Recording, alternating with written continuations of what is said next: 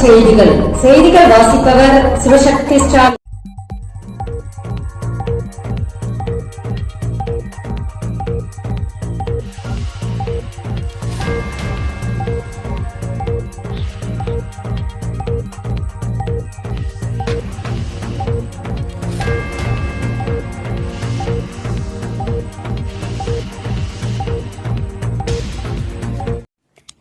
மாணவர்கள் தேர்ச்சி பெறும் வரை +1 தேர்வு.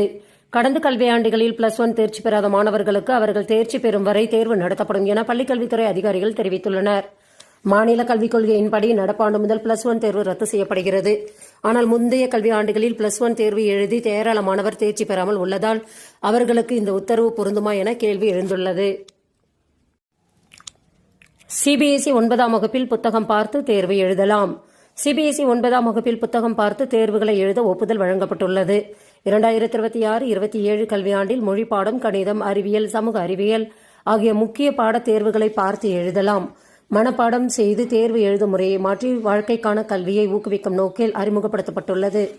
இது 2020 தேசிய கல்விக் கொள்கையில் பரிந்துரை செய்யப்பட்டுள்ளது குறிப்பிடத்தக்கது. அண்ணா பல்கலைக்கழகத்தில் ME தெர்மல் இன்ஜினியரிங் அறிமுகம்.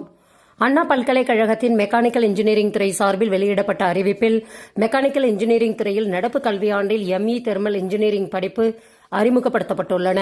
மேலும் விவரங்களுக்கு www.annauniversity.com என்ற இணையதளத்தை பார்க்கலாம். உங்கள் குழந்தைகள் மொபைலில் கேம் விளையாடுகிறார்களா?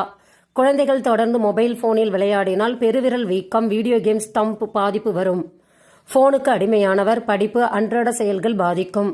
ஆன்லைனில் விளையாடினால் தேவையின்றி முன்பின் தெரியாத நபர்களுடன் தொடர்பு ஏற்படும். தூக்கமின்மை, சோர்வு, பலவீனம், கை கால் முதுகு கழுத்து வலி மற்றும் மன அழுத்தம், காரணமற்ற கோபம், எரிச்சல் ஏற்படும். பொய் சொல்லுதல், ஒழுக்கக்கேடு அதிகரிக்கும். டிப்ளமோ தேர்வுகளில் புது மாற்றம். டிப்ளமோ படிப்புகளுக்கான செமஸ்டர் தேர்வுகளை மல்டிபிள் சாய்ஸ் கொஸ்டின்ஸ் முறையில் நடத்த தொழில்நுட்ப கல்வி இயக்ககம் முடிவு செய்துள்ளது.